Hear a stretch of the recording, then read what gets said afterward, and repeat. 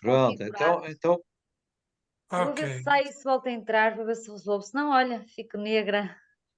Também, desde Negra que como a ouça já não noite. é mau. Pois, é Tens só de um estar bocadinho. atenta, mas consegue-nos ver a nós, não consegue? Consigo ver, mas Pronto, é isso é engraçado. importantíssimo. Isto nunca me aconteceu. Olha, bem. Pode sempre tentar sair e voltar a entrar, às vezes funciona, outras vezes não, mas eu não Vou percebo nada disso. reiniciar o computador no instante. Eu peço desculpa por estar a entrar e a sair. Não, Olha, não, vamos não, não Não, ver. não tem mal. incomoda nada, não há problema. Se Tchau, você... obrigada. Até já então. Noite. Muito Boa bem, nós noite. temos que aproveitar o tempo, que o Sr. Padre Amaro diz sempre que é como os padres todos, e eu também, diz sempre que é breve, mas depois a coisa demora sempre um bocadinho mais. Hoje a parte teórica será mais breve, Mas certamente. foi muito interessante, já disse outra vez, foi muito interessante e muito importante, Mais alto, e Zé. espero que seja realmente muito Sim. elucidativo e muito, falta-me aqui uma palavra qualquer, para a gente conseguir avançar. Boa noite. Gravaram a primeira sessão, hein? Sim, e foi enviada. Nada a quem? A mim não. Eu Hã? gostava de A ouvir a mim não primeira foi. e não pude estar porque tenho ensaio do VD, mas gostava de Eu também não pude ouvir. estar, mas também gostava de ouvir. Pronto, a gente enviou para aqueles que estavam inscritos no nosso newsletter, não sei como é que se diz isso. Mas Eu depois, fazemos assim, Mendes, é muito simples. eu envio por. Como eu Diz, tenho colocado no site os anexos, posso colocar o link também do acesso pelo e-transfer. Se mandares pelo e-transfer a certo, gravação, certo, eu envio para ti, e eu eu depois envio para partilho. ti. Eu sou ótimo a É divulgar. sim, senhor, eu reconheço isso, eu reconheço isso. Muito bem, então vamos Muito começar. bem, Gonçalo, faz favor, Eu começa, posso, o tempo posso é teu, partilhar. eu fico aqui atento, eh, mas inativo. isto. Pronto, Está bem? então muito boa noite a todos e a todas, como agora é costume dizer-se. Então nós temos 3 encontros de Lexio Divina, só para situar um ou outro mais, enfim, desencontrado. O primeiro encontro nós tivemos a ver o que era isso da Lexio Divina, vimos um pouco da história e das raízes da Lexio Divina e vimos sobretudo os passos da Lexio Divina. Vimos que havia diversas formas de apresentar este método da leitura orante da Bíblia, mas basicamente nós acertamos que a Lexia Divina teriam, além daquele passo zero, digamos assim, quilómetro zero, ponto zero, que seria a cetácea, o estacionar, o parar. Depois tínhamos então aquelas grandes perguntas que marcam cada passo da Lexia Divina. A Lexio, o que é que o texto diz? Trata-se de ler o texto com pormenor, ver os personagens, as palavras que aparecem mais, o contexto, tentar perceber o texto, quase que chegar ao fim e sabê-lo de cor, como se não estivéssemos a ler. O texto estar muito presente, lê-lo, relê-lo, perceber bem os movimentos, os verbos, o estado de espírito, os sentimentos, os personagens, etc. Tudo isso.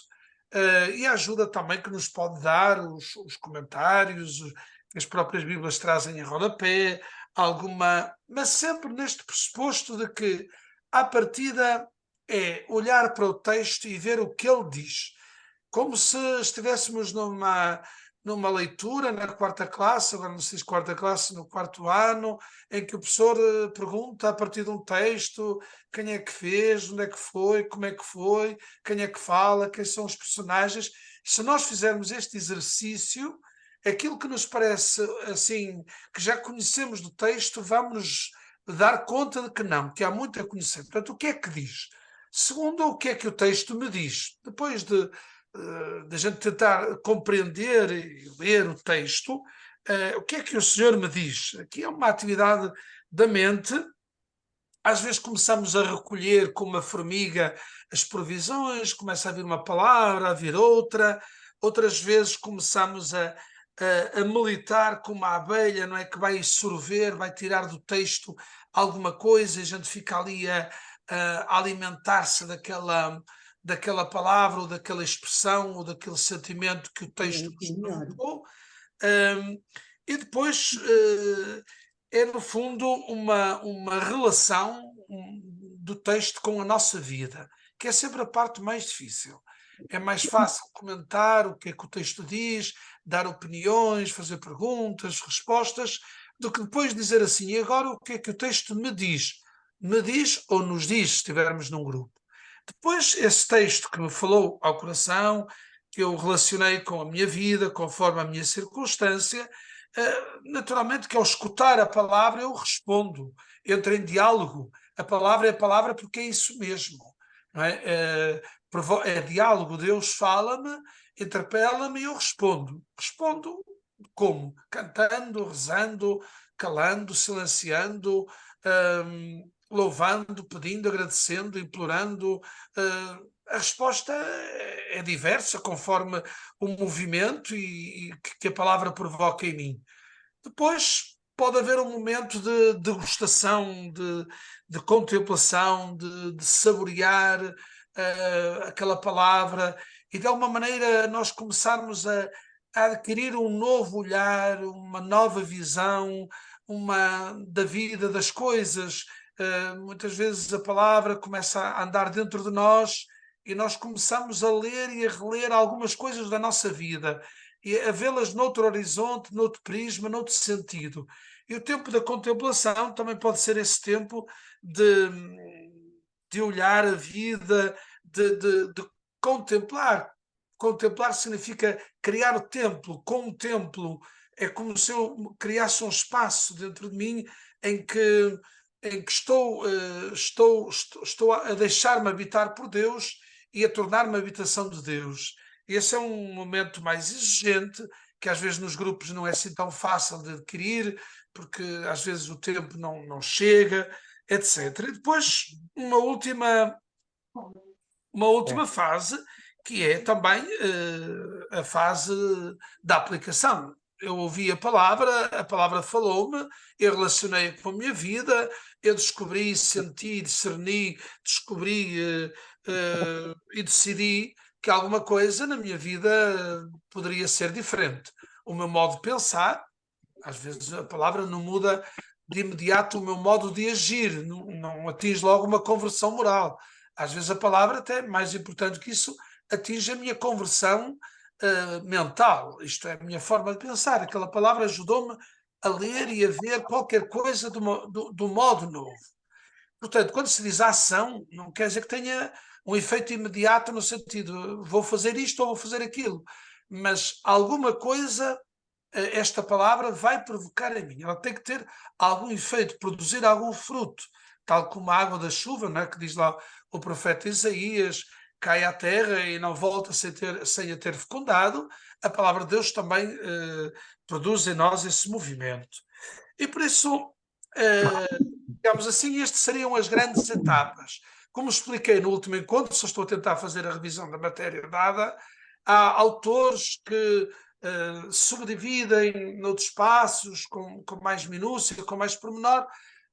Eu, pela minha experiência, contentar-me-ia praticamente com estes 5 passos, sendo que muitas vezes o da contemplação é o mais difícil digamos assim, de promover no grupo, desafiando as pessoas depois sozinhas a fazer esse percurso. Hoje, a parte teórica seria dar algumas sugestões práticas para obter frutos na Lectio Divina. Eu vou pegar aqui nisto. Não é este, algumas sugestões práticas para obter frutos na Lectio Divina. Eu já anexei lá no site este fecheiro que tem o anterior e tem mais o que não tinha o anterior.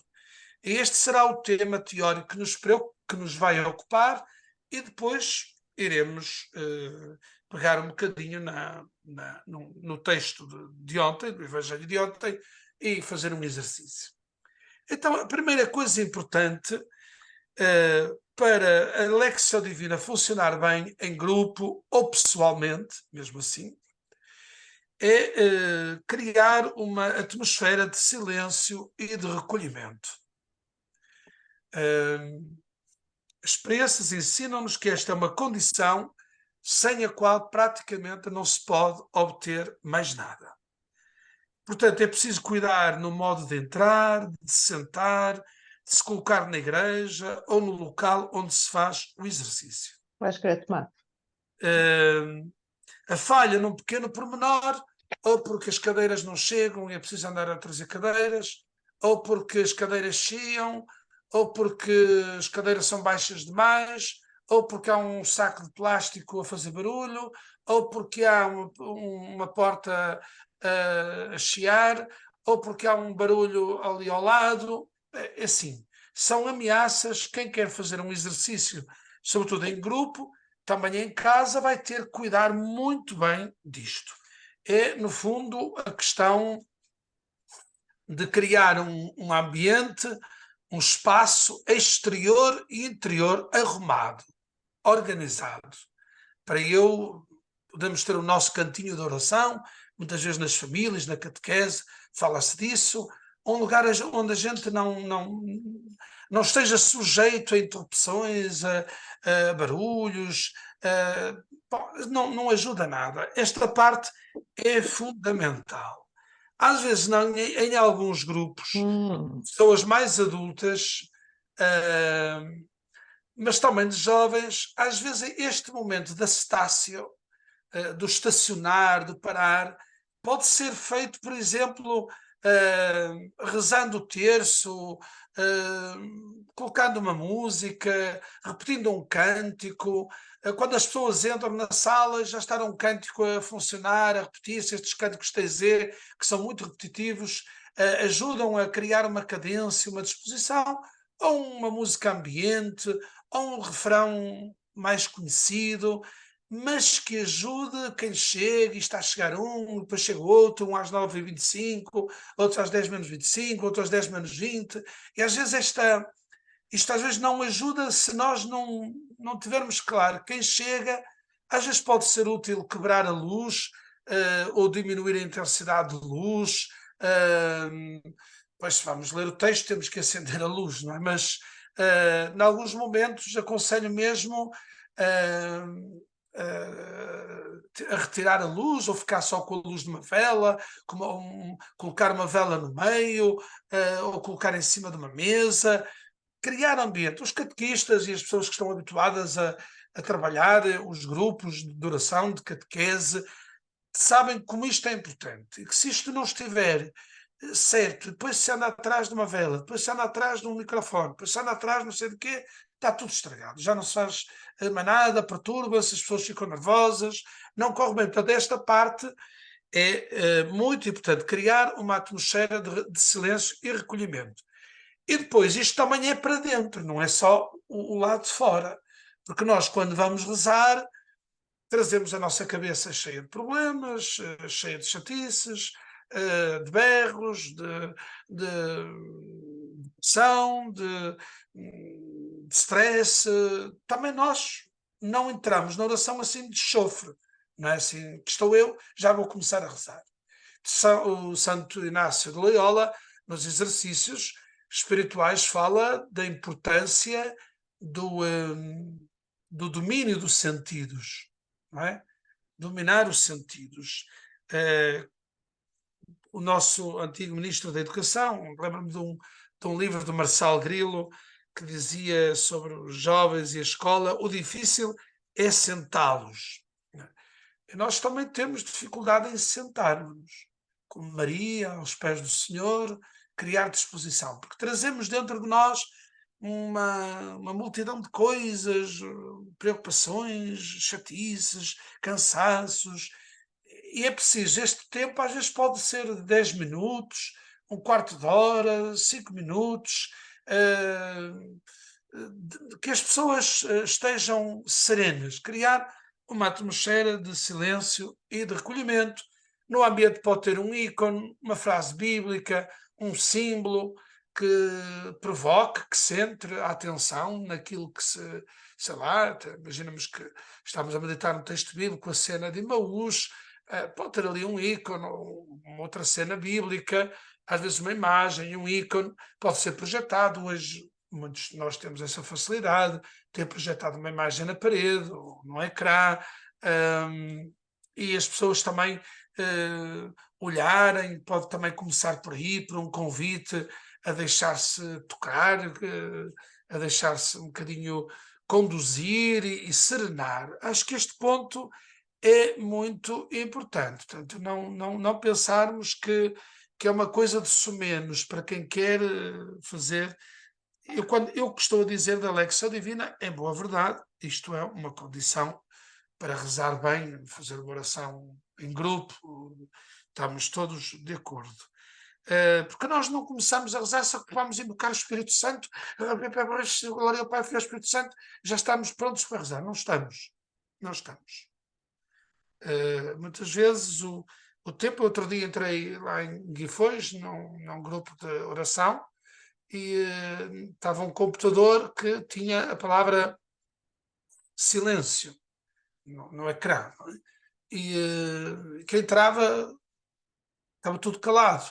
E ali mesmo uma proposta de um tempo de silêncio. Isso é muito importante, porque nós vimos todos de um mundo muito agitado e precisamos muitas vezes, para entrar na oração, precisamos desse tempo. Em segundo lugar, para quem vai fazer a Lecção Divina, agora este sim, era este, não é esse. Uma certa sobriedade eu estou a partilhar ou não? Estou a partilhar? Não está a partilhar Não, nada não. agora. Partilhar. Parecia. Pois. Isso, desculpe. Agora sim, julgo eu. Está, não está? Está sim. Ok. Depois, uma certa sobriedade de linguagem. Quem faz Lecção Divina, sobretudo com grupos mais pequenos, da catequese, pessoas simples, tem que estar aí com alguma coisa ligada.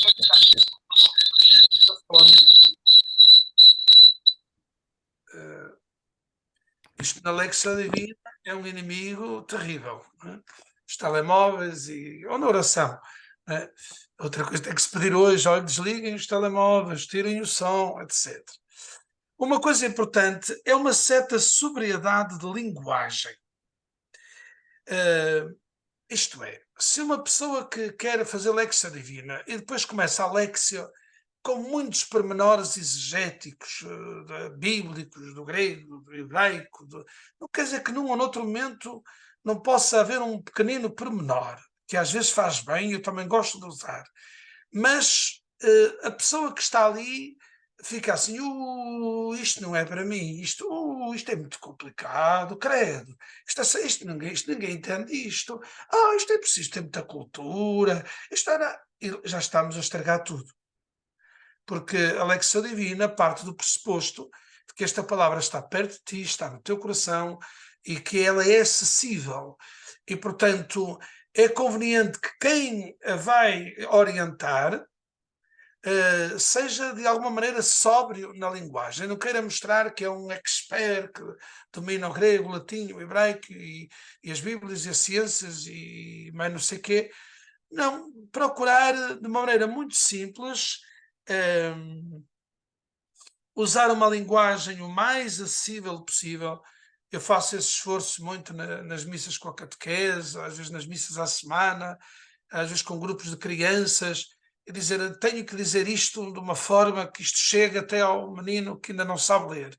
Não é? E a gente, quando faz este esforço, também é importante, porque o pior que pode acontecer é as pessoas pensarem que Deus reservou aquela palavra para os exegetas e para os biblistas. Seria uma injustiça, então, para todos vocês. Era assim, olha, isto, afinal, a palavra de Deus é só para os entendidos. Não, o próprio Jesus disse o contrário. E por isso, seja-se o mais simples possível. Quando às vezes as pessoas lhes possa parecer que é muito complicado, às vezes dá-lhe uma sugestão ou outra. Olha, leia isto, leia a nota de rodapé, olha, vá só ler as passagens paralelas, já vamos ver. E aí, tentar que não fazer um discurso tão complicado que a pessoa fique desarmada e se sinta incapaz de transformar a palavra em alimento, em oração na sua vida. Isso, por favor. Isto nós, os padres, obviamente, temos uma formação à partida, também há leigos com tanta e mais formação do que nós, padres. Mas, em regra geral, nós temos alguma formação acrescida, superior, e podemos ter essa tentação. Não é? E ainda há dias via um padre numa folha dominical, porque a revelação veterotestamentária, mas tem que se evitar este tipo de linguagem, que a partida era mais fácil dizer de outra forma, não era preciso dizer isso, se calhar é mais complicado. Portanto, não recorrer à erudição e ajudar as pessoas a perceber que a palavra é acessível, a palavra está perto de ti, está na tua boca e no teu coração. Depois, uma outra coisa importante é também a sobriedade dos símbolos e imagens. Nós, às vezes, por exemplo, num texto bíblico, às vezes aparece vários símbolos, várias imagens. Nós não nos podemos fixar em todas, é como numa homilia, a gente não pode querer explicar os textos todos e buscar as imagens todas e os pormenores todos. Se calhar muitas vezes é a partir de um pormenor, de um foco, a partir do qual se faz uma reflexão. Também ter este cuidado. O vento e o fogo, por exemplo, são imagens sóbrias e evocativas. Não é simplesmente o vento com todas as suas aplicações e o fogo com todos os seus significados. Mas estou a falar da água que refresca naquele texto, não estou a falar da água que purifica, da água que não sei quantos e não sei quantos e não sei quantos. Se calhar contentar-se com um aspecto do símbolo, não querer multiplicar os símbolos. Às vezes também corremos esse risco nas celebrações com aqueles ofertórios simbólicos, e vem aquilo a simbolizar não sei o quê, e aquilo a simbolizar, e ao fim e ao cabo não há símbolo nenhum. Acabamos por destruir o símbolo, porque é preciso ter alguma sobriedade, evitar a dispersão, senão acontece como aquele tipo que está no televisor, como é que se diz? Zapping, não é? Muda de canal para canal e nós também estamos ali a mostrar o símbolo A, o símbolo B, o símbolo C, mas não sei o quê, e acabamos por não fixar nada. Depois um outro princípio é a clareza doutrinal.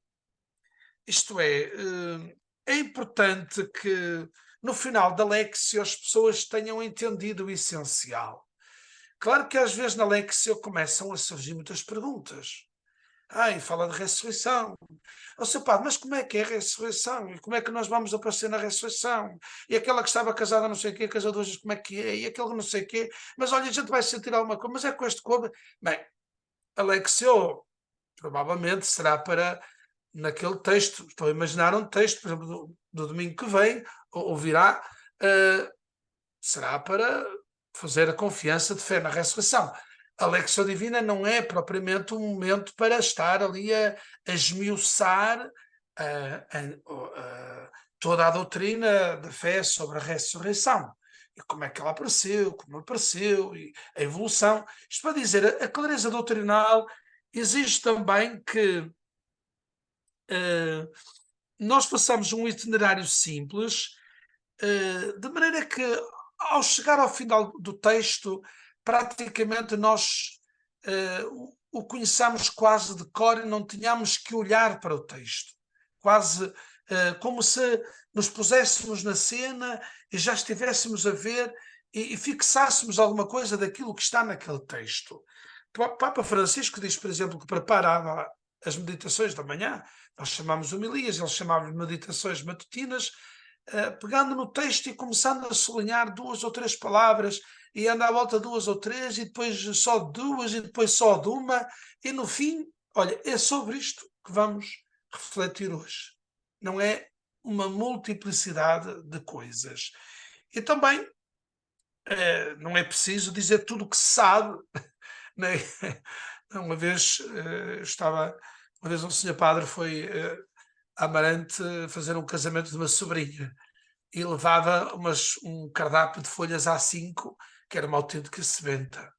E eu perguntei-lhe, isto agora só para vocês se rirem um bocado, perguntei-lhe tal aquilo que era. E ele disse, isto é um resumo sobre o sacramento de matrimónio. E eu disse, o senhor vai ler isto? Hoje vou dizer tudo o que sei sobre o sacramento de matrimónio. Eu sou padre, Deus nos livre, Deus nos livre.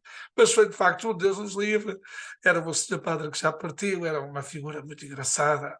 Ele realmente quis fazer uma exposição sobre todos os artigos do catecismo à volta do matrimónio, quer dizer, isto era uma coisa. Isto também para dizer que nós não podemos, na Lexio Divina, esgotar o tema e dizer sobre isto podemos falar uma outra vez. Não, deixa-me ver se eu tenho aqui outra vez. Eu acho que eu esqueço-me quando saio. Não é? Onde é que eu estou? Isto é que me faz um pouco de confusão. Onde é que eu estou? Aqui, vamos partilhar a tela outra vez.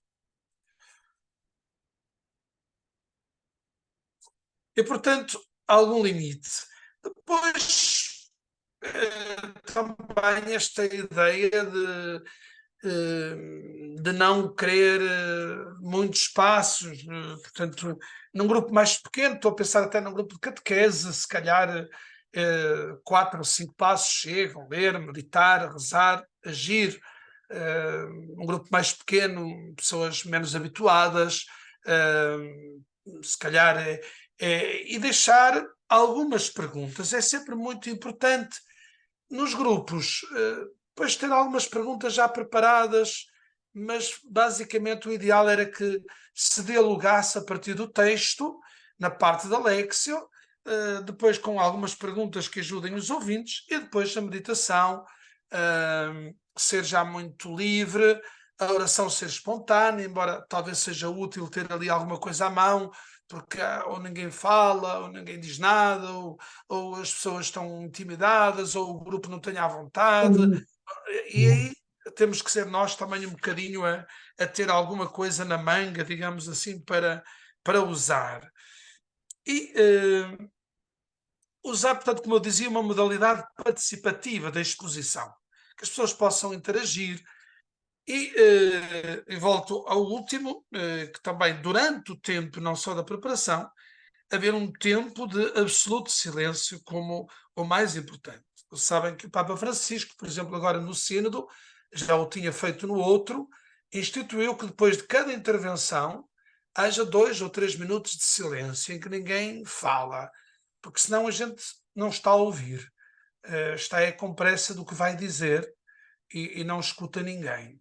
E, portanto, o silêncio também é realmente um aspecto importante, não apenas na cetácea ou na preparação, como também no tempo do exercício da Lexio Divina. E, portanto, são 22 horas. Eu sugeria que nós partíssemos para a prática. Não sei se querem tirar alguma dúvida sobre estas indicações que podem ser úteis, estas sugestões práticas, ou querem então começar?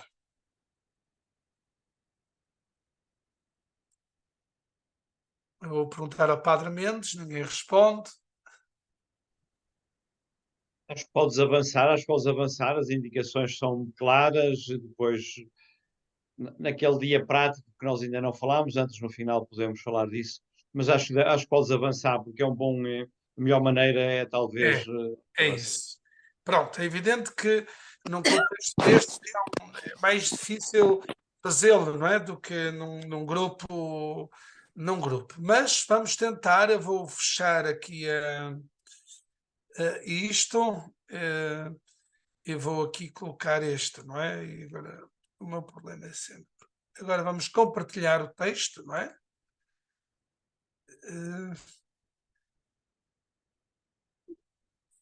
Pronto, se vocês tiverem em vossa casa uma Bíblia, pode ser útil se a tiverem aí à mão. Eu vou pôr um bocadinho de música, vamos fazer um bocadinho de silêncio para fazer assim uma separação e vocês podem procurar esta passagem, Mateus 22, 15 a 21.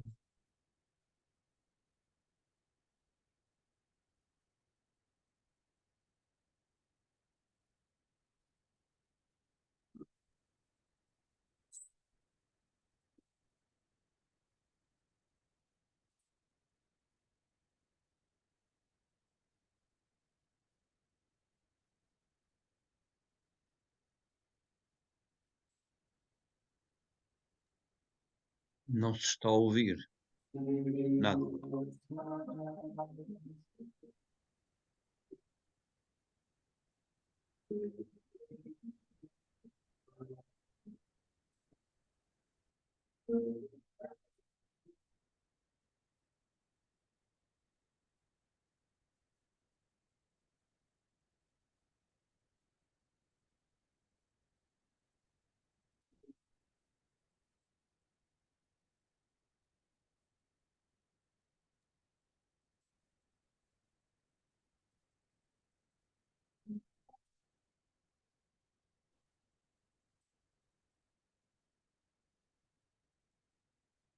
A música não se ouve.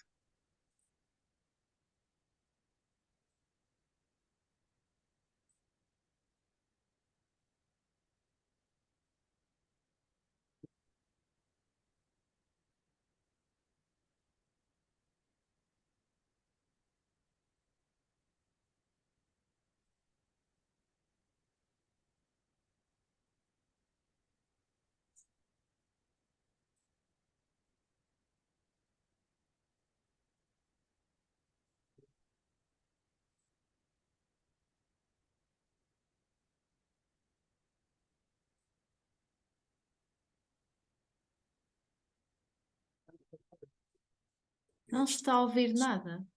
Deixa eu tirar aqui para tirar o som, também tiro o som. Esta parte aqui, não sei. Ó Gonçalo, fala a ver se a gente consegue, porque há aí qualquer problema que não, a música não se ouve. E tu agora também Não se parecia que ouviu nada. Eu não ouvi nada. Não se ouve? Não. a música não se ouviu, não, a música não se ouviu. Nesta hora também não se ouviu.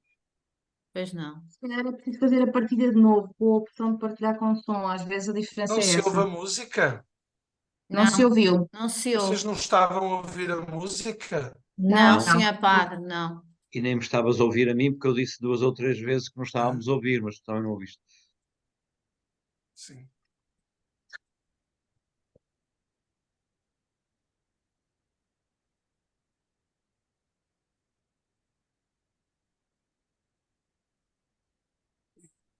Mas isso eu sei fazer agora. Primeiro.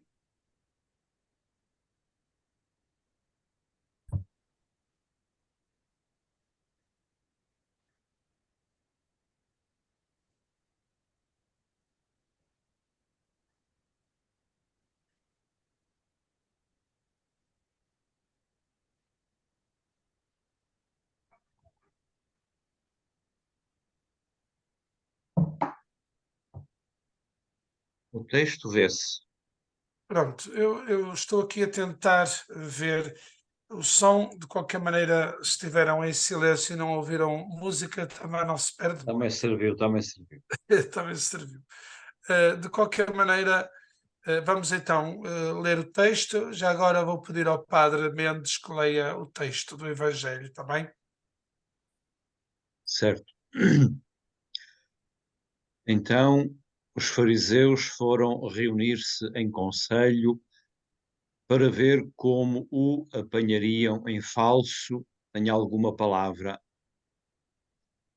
E enviaram-lhe os seus discípulos, acompanhados dos partidários de Herodes, a dizer-lhe: Mestre, sabemos que és verdadeiro e que ensinas o caminho de Deus com verdade e que não tens preferência por ninguém, pois não olhas à aparência dos homens.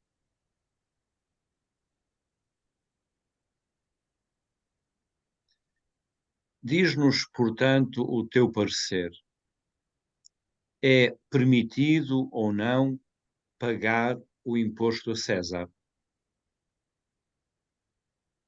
Mas Jesus, conhecendo-lhes a maldade, retorquiu: Por que me pondes à prova, hipócritas? Mostrai-me a moeda do imposto. Eles apresentaram-lhe um denário. Perguntou: De quem é esta imagem e esta inscrição?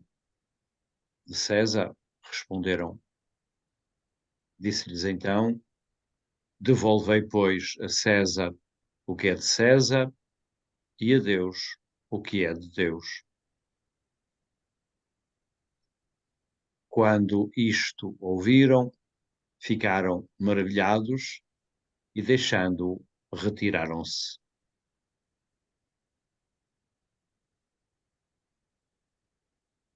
Muito bem, este é um texto que nós conhecemos bem, ouvimos-lo ainda ontem, e nós éramos quase capazes de responder a algumas perguntas, mesmo sem termos os olhos postos no texto. Mas agora vamos lê-lo um pouco com esta preocupação de tentar compreender melhor o texto. E isto começa por algumas perguntas. Eu aqui creio que conseguem ver nos vossos ecrãs esta sinopse, assim, este quadro com as 3 versões, né, eu aqui, não sei se está a ver, porque estou aqui a ver este Mateus, Marcos e Lucas. Sim, está a ver-se. E consegue ver-se bem, não consegue? Eu fiz de propósito, porque também uma das coisas importantes quando se lê um Evangelho, é o caso, é encontrar os lugares paralelos. Às vezes há, outras vezes não há. Isso às vezes também nos surpreende e uns textos ajudam a compreender outros. A primeira coisa que nós perguntamos é qual é o contexto? Qual é o contexto deste texto? Se nós tivermos aí uma Bíblia em casa, e basta assim abrir a Bíblia e a gente olha para trás e vê que o contexto foi daquelas parábolas dos vinheteiros homicidas, dos vendedores do templo, tudo isso que nas últimas semanas vimos que Jesus tinha entrado em polémica com as autoridades religiosas, sacerdotais, o poder religioso da altura e não só. E, portanto, e vemos que a partir daqui vem uma polémica sobre a questão do tributo a César, mas quer neste Evangelho, quer nos outros, vem a questão dos saduceus que põem em causa a ressurreição,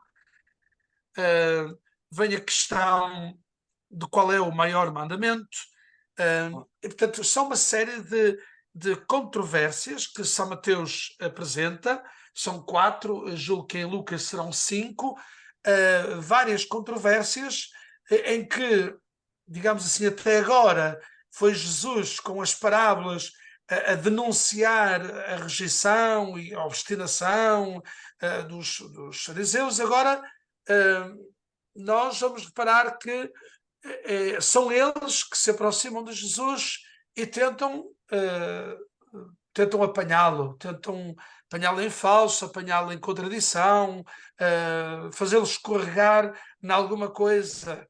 E então, se repararem, quem são aqueles que vão ter com Jesus? Reparem, em São Mateus diz apenas os fariseus que enviaram os seus discípulos e os partidários de Herodes. Nós sabemos que temos aqui os fariseus, que é o grupo religioso, que não tiveram propriamente coragem de o enfrentar, mandam uns discípulos, mandam umas figuras de segunda classe, e os partidários de Herodes ou herodianos. Ora, estes 2 grupos odiavam-se em Israel, mas fazem aqui uma coligação negativa. Se nós formos ler São Marcos, diz: em seguida os chefes dos sacerdotes, os doutores da lei, os anciãos enviaram-lhes alguns fariseus e partidários de Herodes. Aqui, os fariseus e os partidários de Herodes são incluídos num grupo mais vasto. É toda a estrutura política, religiosa do tempo de Jesus. Em São Lucas, diz, então, os doutores da lei e os chefes de sacerdotes puseram-se a observá-lo e mandaram-lhe espiões que se fingiam justos para o surpreender. Reparem só nisto. Nós temos aqui 3 versões e, digamos assim, os interlocutores não são exatamente os mesmos. Portanto, cada evangelista, tendo em conta o seu contexto, o seu auditório, a sua comunidade, pôs aqui a tónica. Quem foram eles? Portanto, podemos assim genericamente dizer que é o poder político, é o poder religioso que está aqui a tentar apanhar Jesus. Ele está em Jerusalém. Uma coisa que eu chamo a atenção, por exemplo, quem quiser saber em Marcos quem é que foi ter com Jesus, ou quem é que enviou as pessoas a Jesus, temos que andar para trás. Isto acontece muitas vezes. Às vezes temos 2 ou 3 capítulos em que lá atrás que diz Jesus disse então aos fariseus e aos fariseus e escribas. Por exemplo, lá abaixo, por uma coisa, outra, nós já estamos noutro capítulo, mas os destinatários continuam a ser os mesmos. Aqui no caso de Marcos temos que andar para trás. Em Lucas também devemos que ir ao texto, ver quem são, porque às vezes diz eles, então eles quem?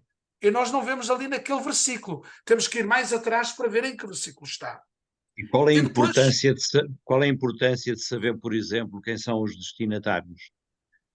A importância de saber os destinatários é que normalmente, por exemplo, no caso das parábolas, eles estão retratados em alguma das figuras que a parábola descreve. E por outro lado, também dá para perceber qual é a intencionalidade de quem se apresenta e também perceber, por exemplo, a resposta que Jesus dá em função do seu. Porque uma coisa é falar para um grupo de discípulos, outra coisa é falar para os apóstolos, uma coisa é falar para fariseus e escribas. Se nós lemos, por exemplo, a parábola do Pai Misericordioso, diz que os fariseus e os escribas criticavam Jesus por andar com os pecadores e comer com eles. Então Jesus contou-lhes a seguinte parábola, que depois aparecem 3. Ora, na parábola, por exemplo, do que nós chamamos filho pródigo, mas vamos chamar Pai Misericordioso, os fariseus e os escribas não estão figurados no filho mais novo, estão figurados no filho mais velho. E uma prova de que nós lemos mal essa parábola é que nós quase lhe chamamos parábola de filho pródigo, quando os visados na parábola eram sobretudo os que estão representados no filho mais velho. Aqui estamos a ver que há uma coligação negativa. Isto acontece muitas vezes. Já agora em deixa-me que só dois fazer-te partidos deixa-me fazer só uma outra pergunta também relacionada com isto. Sim. E já avanças. E aqueles a quem se dirige Jesus, somos nós também, ou nós depois temos que ver em que lado é que estamos? Por exemplo, o que estavas a dizer, nós também depois devemos sentir-nos. nós vamos ver que em cada um de nós há uma porção de escriba, há uma porção de fariseu, há uma porção de publicano, há uma porção de que está aqui, que está em nós, que está em nós.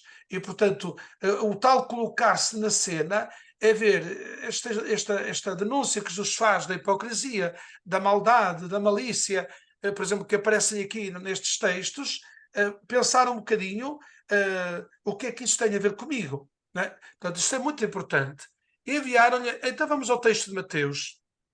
O contexto é este. Depois de 3 parábolas aparecem 4 controvérsias. A do tributo a César, a da ressurreição dos mortos, a do maior mandamento e a do Messias.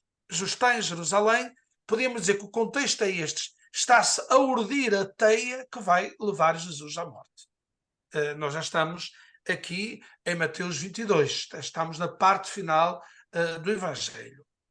E então eles voltam-se para Jesus e dizem-lhe: Mestre, sabemos que és verdadeiro e que, e que ensinas o caminho de Deus com verdade. E que não tens preferência por ninguém, pois não olhas a aparência das pessoas. Aqui estão aquilo que se chama captar-se a benevolência. Mas é tentar captar a benevolência do interlocutor, dar um bocado de graxa, digamos assim, mas vai-se ver, e Jesus vai perceber, que todos estes elogios escondem hipocrisia, maldade, malícia, não são sinceros como ele, apesar de dizerem que ele é sincero, que ele ensina o caminho de Deus. Diz-nos, portanto, o teu parecer. Não é?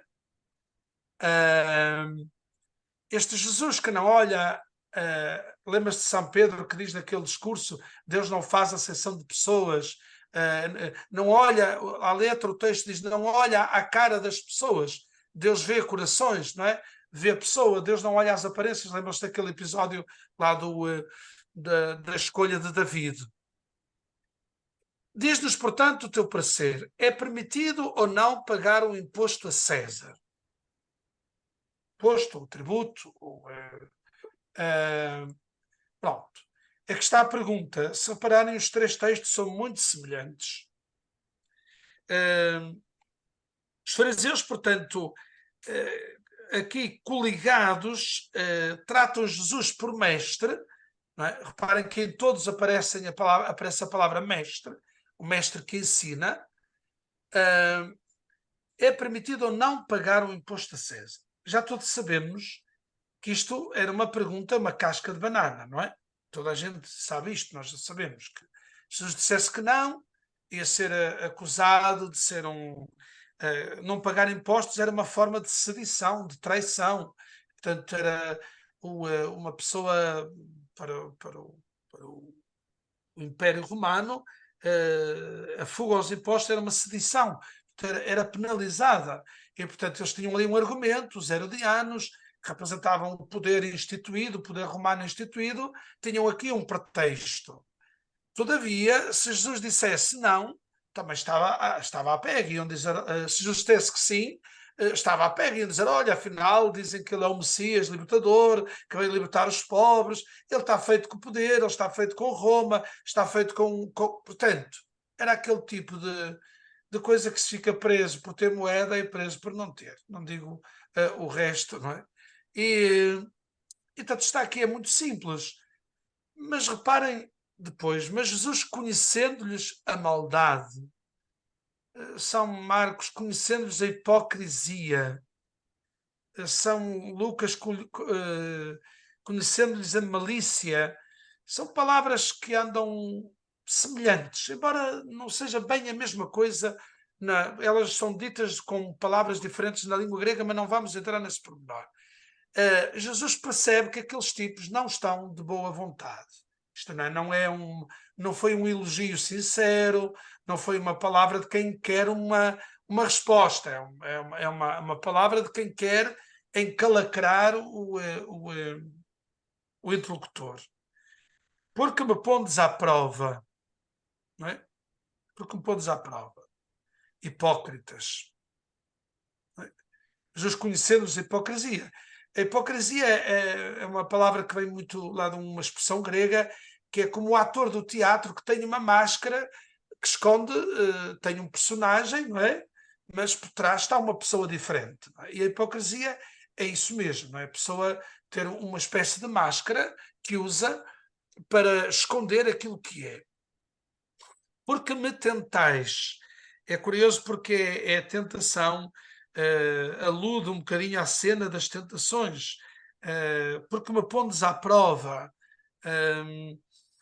E portanto, remete-nos para a terceira tentação. Mas Jesus é posto à prova mesmo, não é? Não é tentado, talvez tentado não seja a melhor tradução. É mais uma prova a ver como é que sai daquele enredo, daquela casca de banana que lhe foi colocada, aquele tapete rolante para ele deslizar e cair. Ora, vedes aqui, pontos à prova, mostrai-me a moeda do imposto, não é? Mostrai-me a moeda do imposto. Reparem, aqui eles já estão, os fariseus estão a denunciar-se, não é? Porque usavam uma moeda, quem usa a moeda pactua.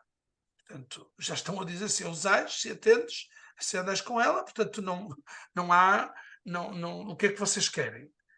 Mostrai-me a moeda do imposto.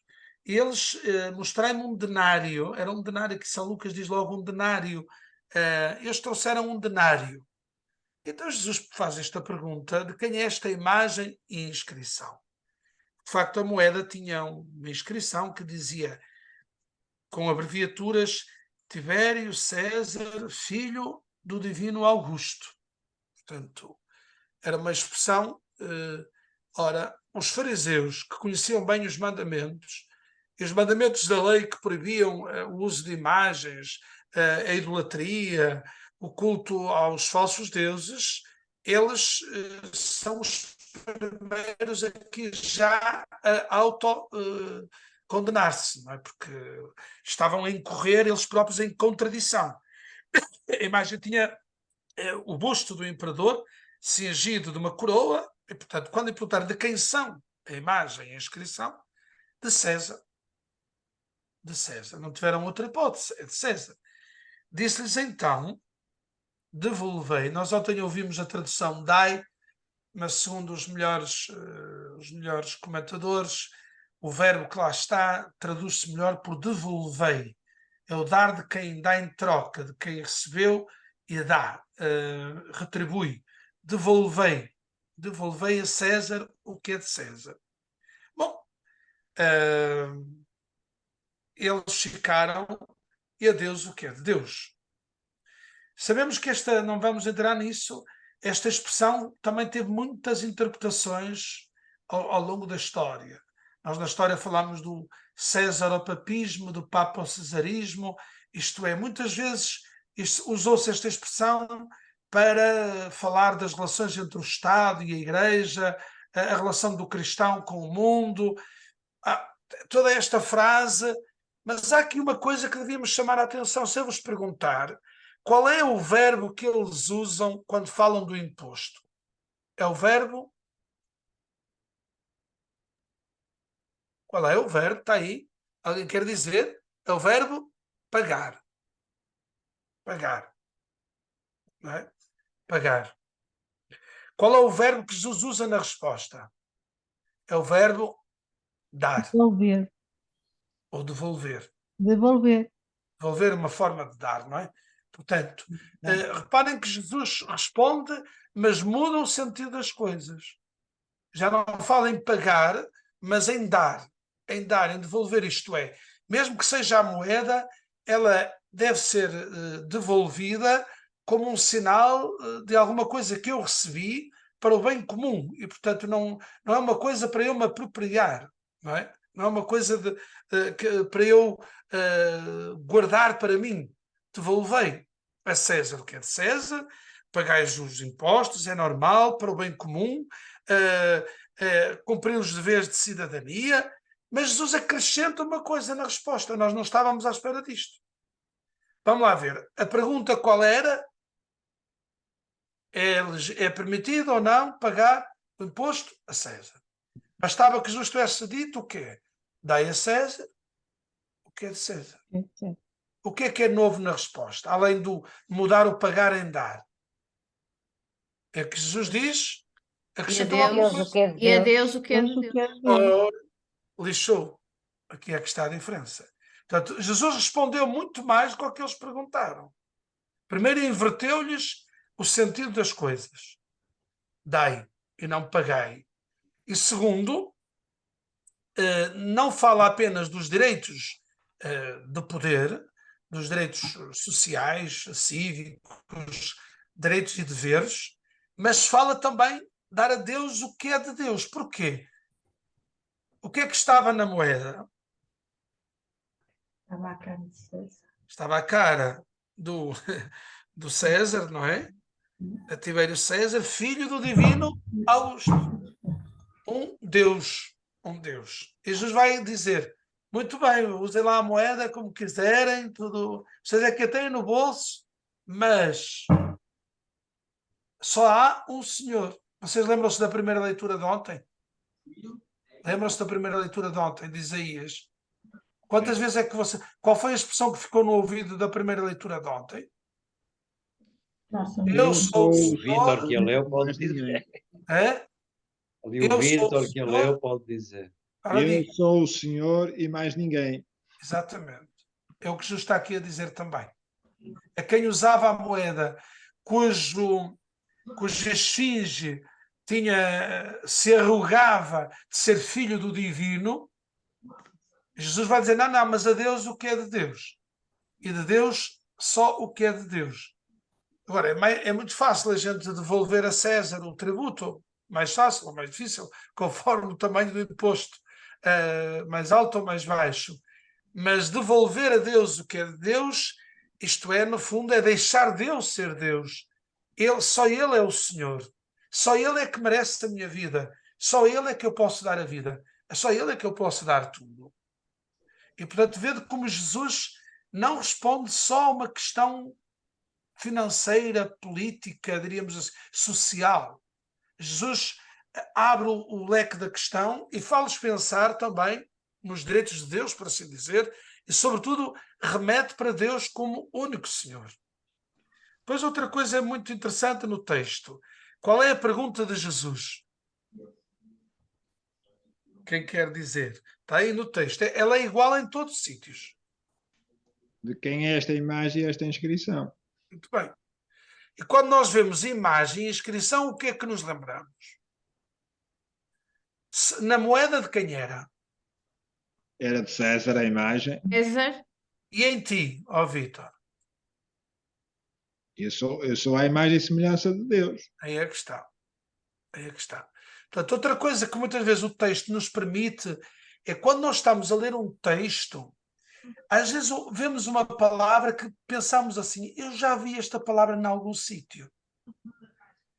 Por exemplo, a palavra inscritos. Não se lembra de nenhuma frase de Jesus sobre os inscritos? Alguém se lembra? Quem se lembra? Eu lembro. Mas aí os outros, catequistas, leitores, há uma frase no Evangelho, até mais, e também há no Antigo Testamento, sobre o nosso nome estar tatuado. Mas vamos ao Novo Testamento. Quando os discípulos chegam a casa, eufóricos, fizeram maravilhas, derrotaram o demónio, pintaram o diabo a 4, e Jesus o que é que lhes disse? Ai, que nabos! Alegrai-vos antes, porque os vossos nomes estão inscritos No reino dos nos céus. céus. Não, nos céus, no reino dos céus, seja como for. Estão inscritos.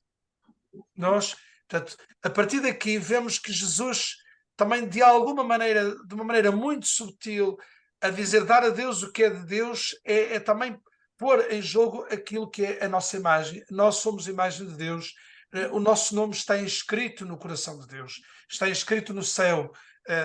No Antigo Testamento há muitas imagens bonitas, o que diz Isaías, o teu nome está gravado na palma das minhas mãos, uma tatuagem, o nosso nome está como que tatuado no coração de Deus e nas mãos de Deus. E, portanto, aqui o texto já nos reporta para outras coisas. Qual é a reação final? Se vocês repararem, é engraçado. Em Mateus, diz, quando ouviram isto, ficaram admirados e deixando-o, foram-se embora.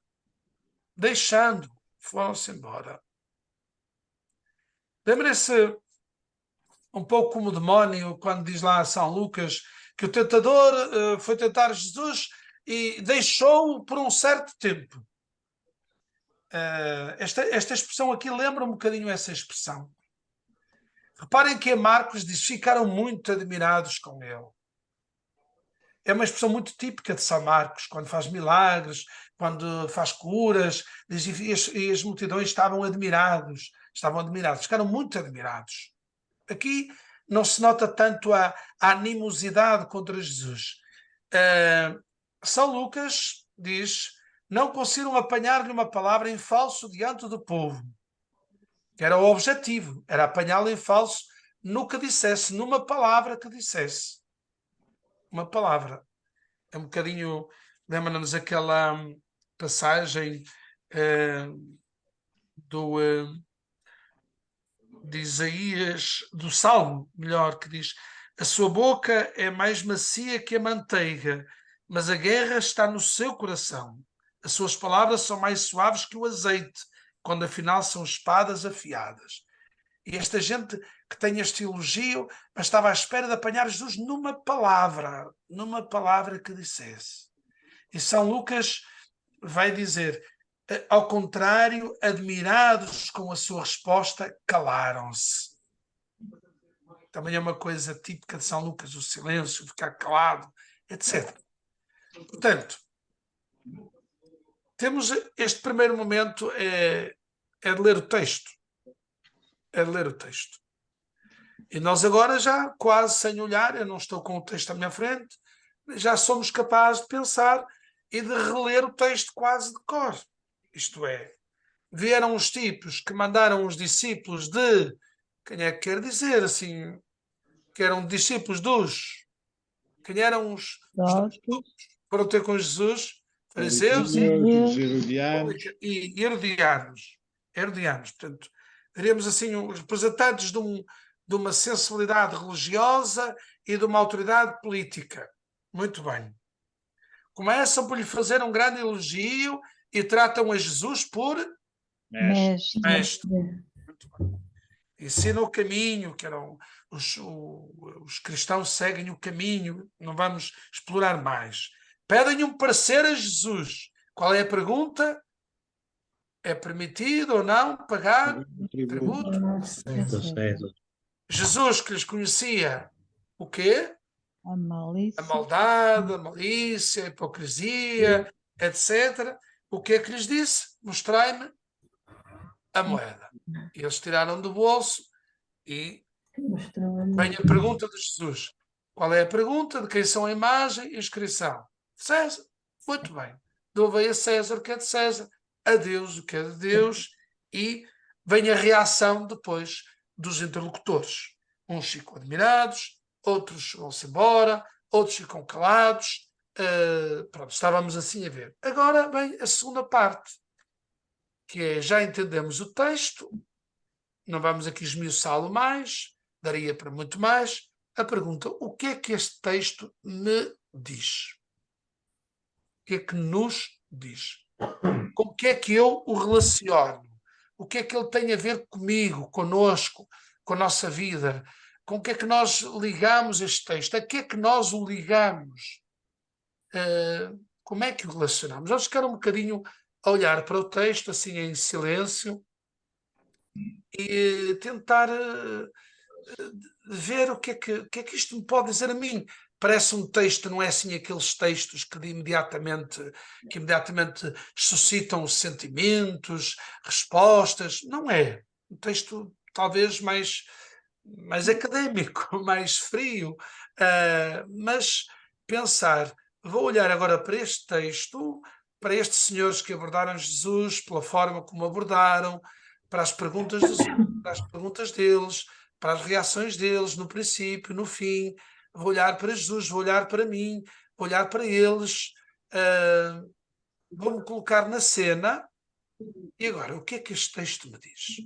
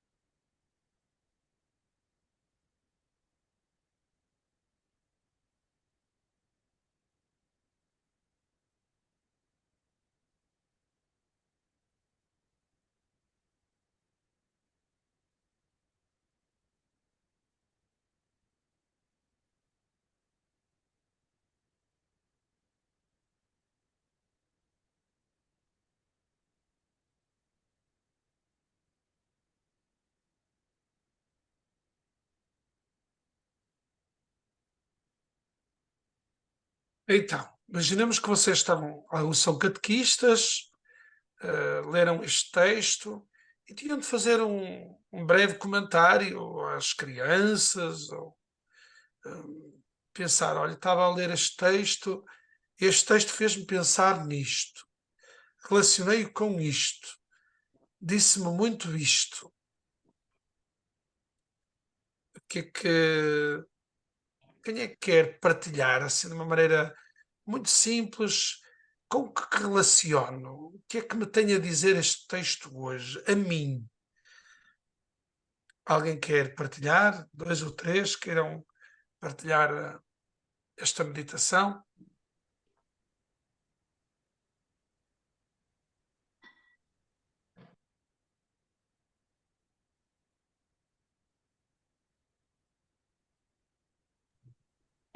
Na minha, posso, pá? Sim. Na minha perspectiva é que devemos ter os nossos deveres como cidadãos, manter a nossa cidadania como fazendo parte de uma sociedade, mas guardar os nossos momentos para Deus. Fazermos a nossa missão para com Deus e com. Pronto, Mas ter a Deus, nossa parte ok, em sociedade, cumprir os nossos deveres, mas guardar os nossos momentos também para servir a Deus. mas Deus é um à parte, é um part-time, Deus, a Não, missão. nas nossas atitudes diárias. Um dos, um dos riscos é esse, a gente ler este texto e pensar, Deus é uma coisa, a devoção, a nossa missinha, a catequese, o compromisso, e depois os impostos, a vida social, a vida económica, a empresa, isso é outra conversa. Não tem nada a ver, não quero, Deus não se mete no meu bolso. Estou a caricaturar, obviamente, não é? Mas essa é uma tentação também, da gente pensar um bocadinho, e isto também houve esta tentação de Deus e César, bom, uma coisa não tem a ver com a outra. De facto, em nome de Deus e desta imagem de Deus que está em cada pessoa, no fundo, cada pessoa é outra face da moeda, não é? De Deus. Não por acaso, depois deste texto, vai-nos aparecer a polémica sobre o maior mandamento, e Jesus vai falar do mandamento do amor a Deus e ao próximo como duas faces da mesma moeda, não é? E aqui, esta é uma hipótese de leitura do texto. Também percebemos que se calhar nós preocupámos-nos muito com os direitos humanos e às vezes esquecemos também os direitos de Deus. Que direito é que Deus tem sobre mim? Como é que se afirma esse direito, essa prioridade de Deus sobre mim? Se Ele é o Senhor, quantos senhores?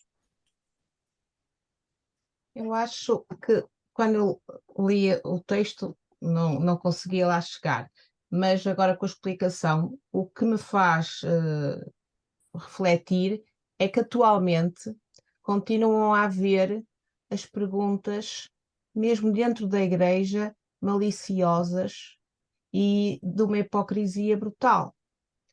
Porque o que nós vemos é que a sociedade, e mesmo daquelas pessoas que têm fé, mas pronto, mas daquelas pessoas que estão fora da igreja, que quando questionam as pessoas, os cristãos, nunca questionam no sentido de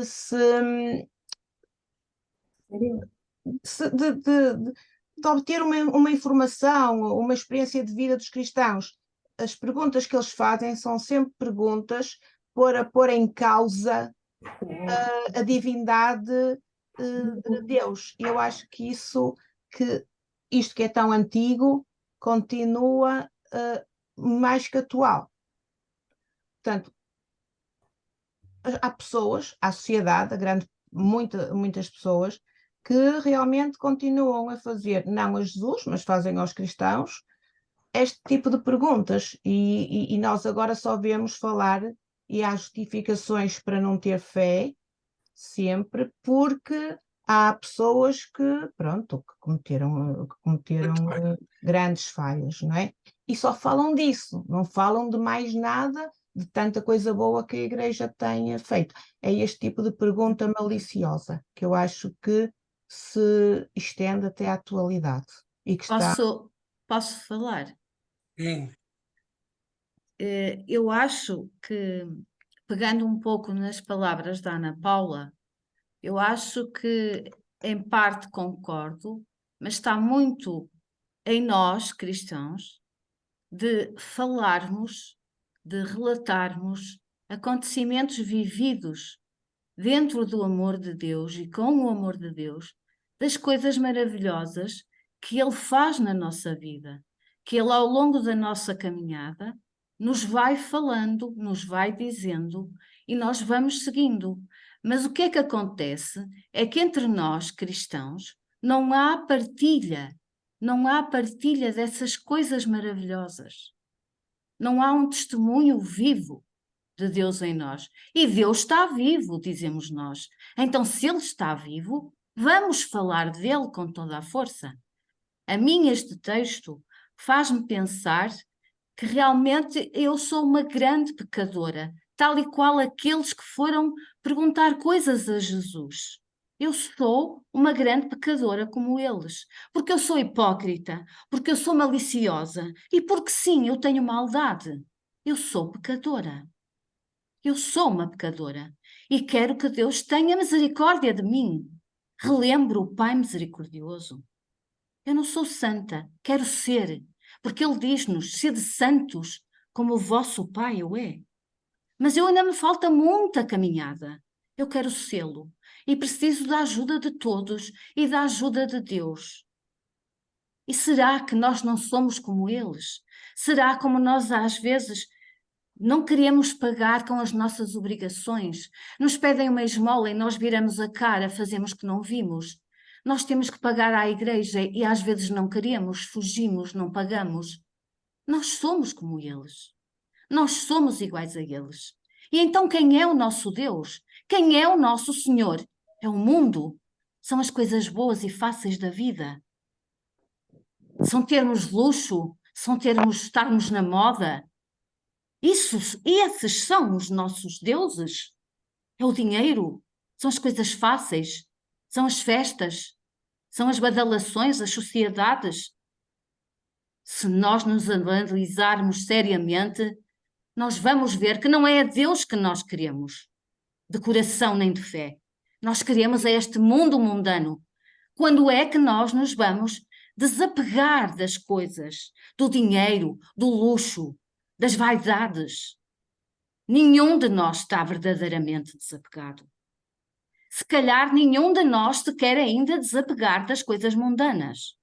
E enquanto tivermos acima do nosso Deus todas as coisas mundanas, nós somos como todos os outros, de antes e agora.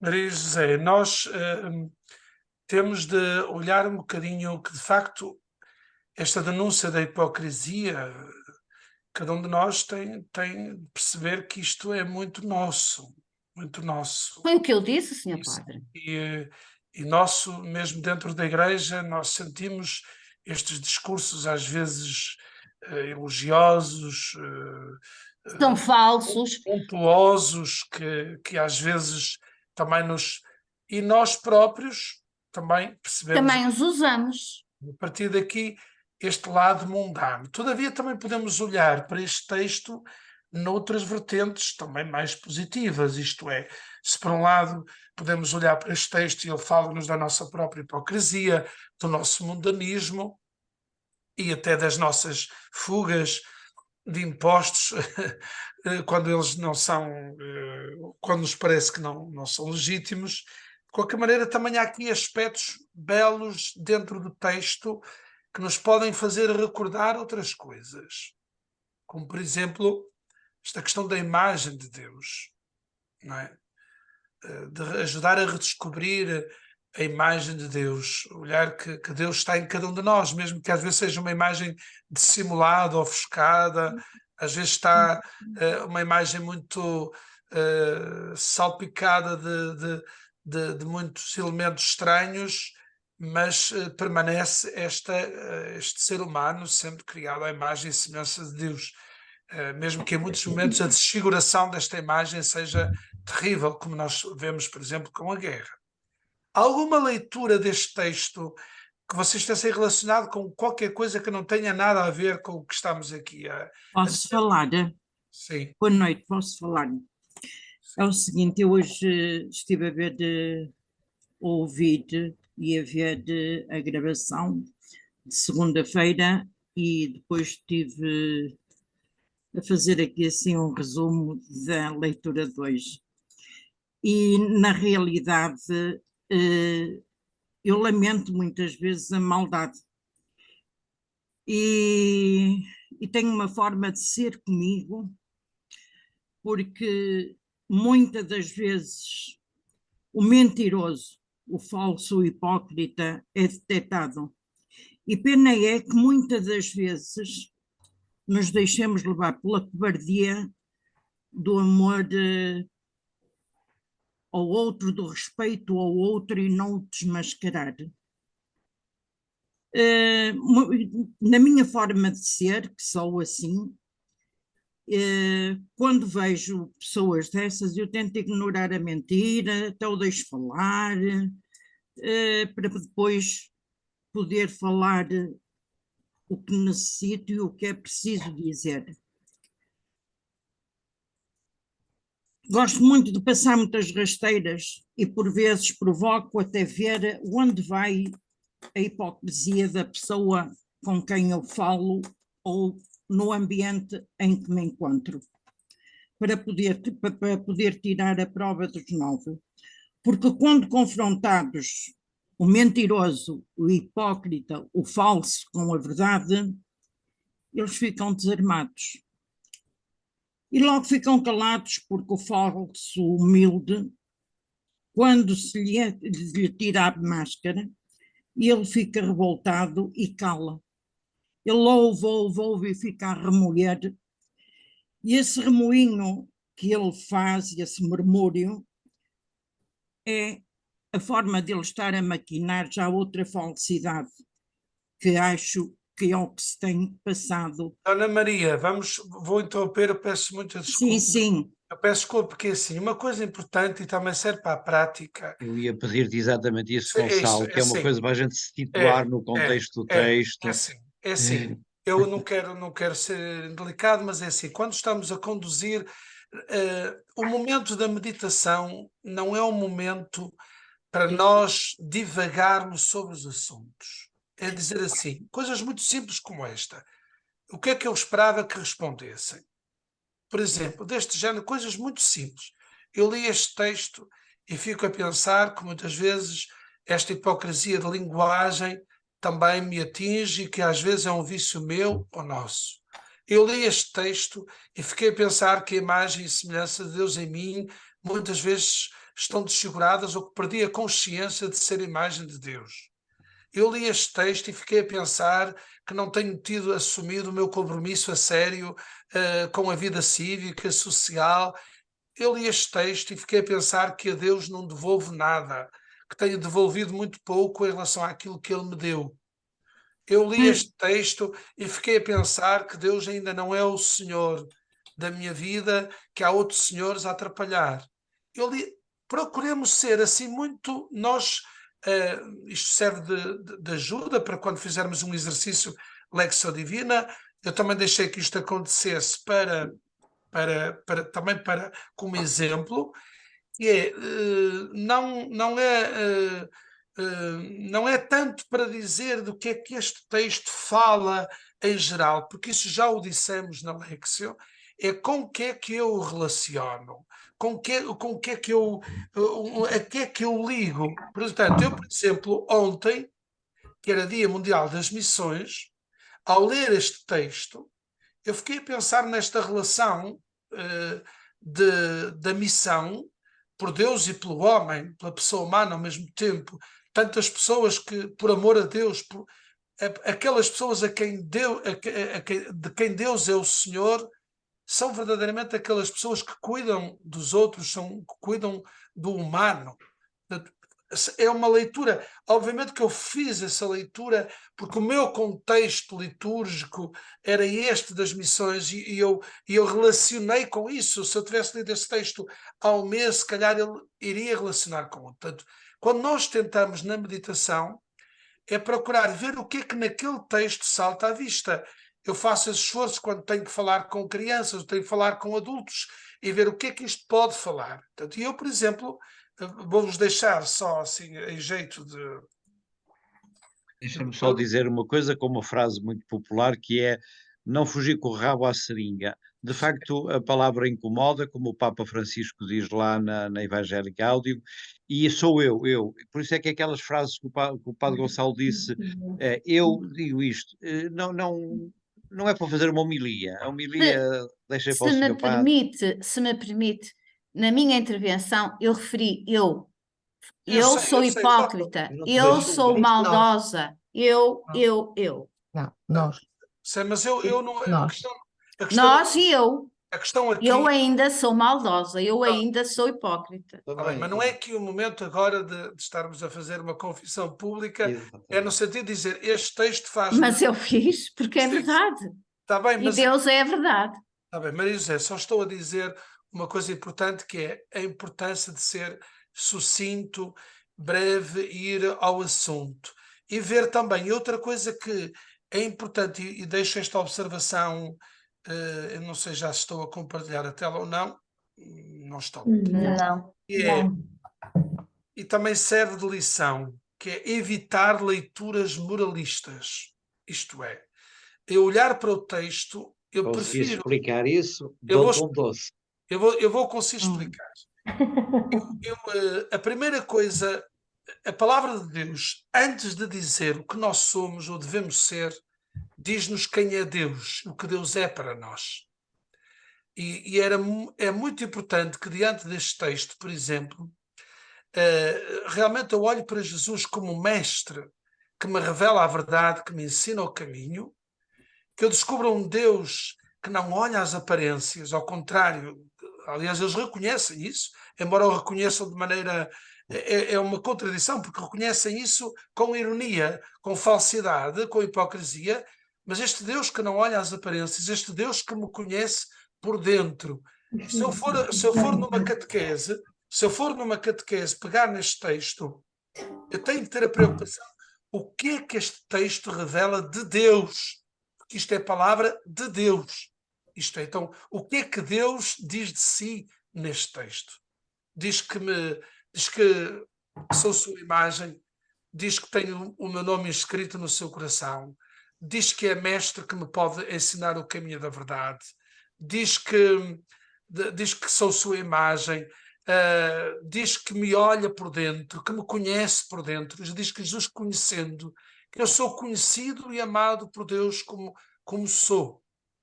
E depois, primeiro, o que é que Deus é que se revela aqui?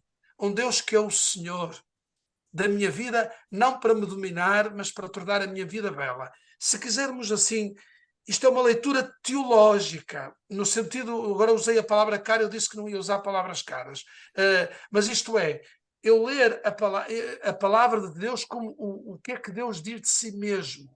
E é depois na luz de Deus que eu me revejo. E me revejo como um pecador, que me revejo muitas vezes hipócrita, que me revejo muitas vezes como um falso, que me revejo... Mas cuidado. Eu tenho que me olhar como Deus me olha. Porque apesar de tudo isso, mesmo sendo verdade que eu sou hipócrita, que eu sou falso, que a imagem de Deus em mim é desfigurada, eu sou amado por Ele. Eu continuo a ser sua imagem e semelhança. Isto é, procurar, desculpem dizer isto, estou a falar para catequistas, leitores, outras pessoas, procurar na meditação também tentar ver que rosto de Deus é que se revela. E nesse rosto, porque se eu faço um exame de consciência e me descubro um desgraçado, um mundano, um hipócrita, etc., a minha é verdade, mas se eu, ao mesmo tempo, não me descubro como alguém que, sendo assim, é amado por Deus, que me quer propor um caminho, de cura e de libertação e de transformação. Portanto, ter sempre este cuidado também de que com um texto nós também vermos o que é que Deus revela de si e nessa luz o que revela de mim, está bem? Deixa-me só dizer a esse propósito, e que está quase a terminar, que eu dizia isso ontem, porque de facto aquilo que Jesus faz é aproveitar uma pergunta, enfim, interesseira, não sei o que é, e fala da moeda de César para anunciar a boa nova, que é o que tu estás a dizer, essa boa nova permanente de Deus que me ama e que me quer. E isso é que é boa nova, sempre, boa nova, boa nova. É. Se nos pudesse só indicar um bocadinho como é que havemos de pensar na nossa relação com os outros, no dia a dia, no trabalho, etc. Claro. O que é de Deus e o que é dos homens? Esta é que é a minha grande dificuldade desde sempre. No dia a dia, em cada gesto, em cada relação, não é? No trabalho, distinguir o que é de um e o que é de outro. Esta leitura interpela-me sempre nesse sentido. Tudo aquilo que é profundamente humano é profundamente divino, desde a Tudo é de encarnação. Deus. E, portanto, o cuidado do humano, o cuidado da pessoa em todas as suas dimensões é sempre a expressão de alguém que reconhece no outro a imagem de Deus.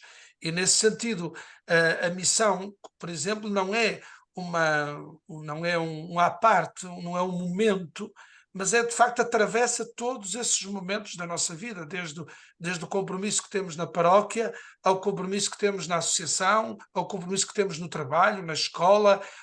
Nós sentimos que aquela pessoa...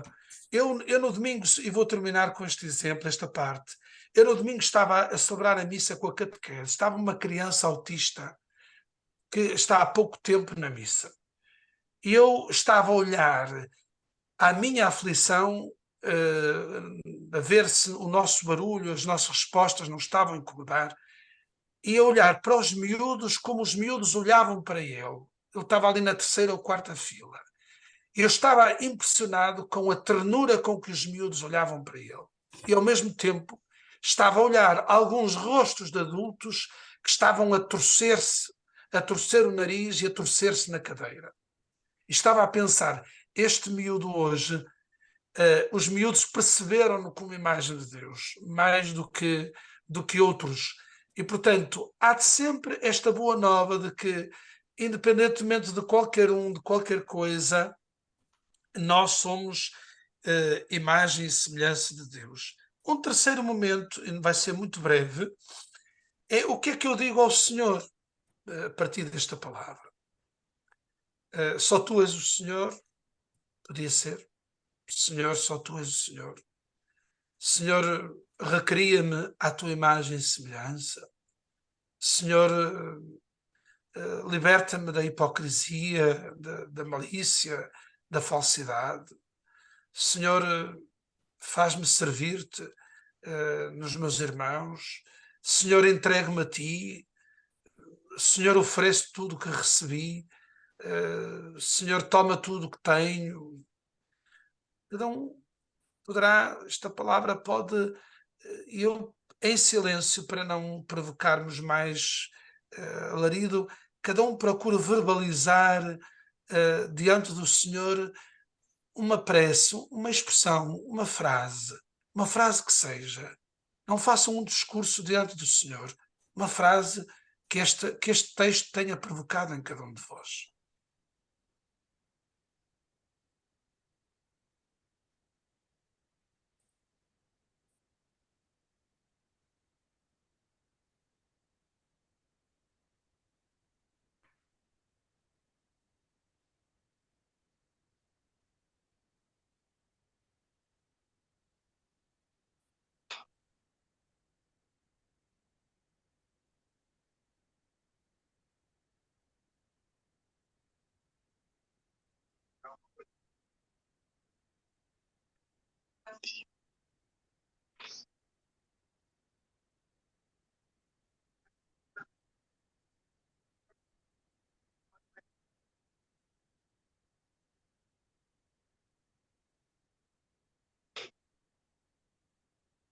Talvez este salmo nos possa também ajudar na oração, nós que somos criados à imagem e semelhança dele.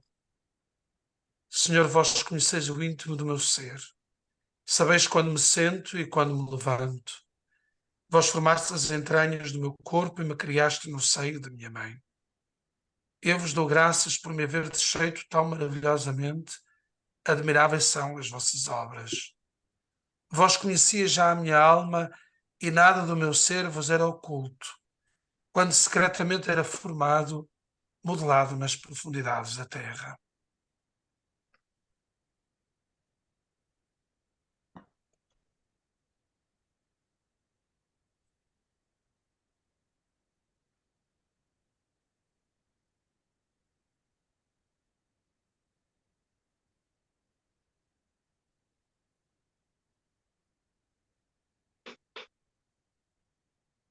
E por último, e para terminar, cada um pode também fazer deste Evangelho um programa de vida, uma atitude, um gesto, uma ação. Como é que eu posso levar para a vida este texto, esta palavra? Sei lá, cada um pode tentar traduzir. Olha, se calhar vou transformar, vou cuidar mais da minha linguagem para que ela seja o mais autêntica possível. Se calhar vou fazer um exame de consciência da minha forma de me relacionar com as coisas. Se calhar vou procurar contribuir para a Igreja, para o Estado, com mais alegria, com mais generosidade. Se calhar vou tentar viver o meu compromisso no mundo mais a sério. Enfim, cada um, talvez depois de ler, meditar, rezar, perceba melhor, possa discernir melhor o que tem a fazer, o caminho que Deus lhe pede. O texto dizia que tu és o mestre que nos ensinas o caminho, não é? O caminho de Deus com verdade. Cada um de nós leve para casa isto. E recomendo que agora possam ir ao site, descarregar os apontamentos e durante a semana fazer assim uma lexio a sós ou em casal, enfim, se calhar para a maior parte de vocês será a sós. Mas é uma forma de meditar o texto deste domingo e eu deixava-o, sobretudo, como um grande desafio a olhar Deus e os homens como as duas faces da mesma moeda, que não dá para servir a Deus que não seja neles, e que este amor com que Deus é acolhido como Senhor nos liberte de sermos nós os senhores e nos ajude a servir e a cuidar dos irmãos.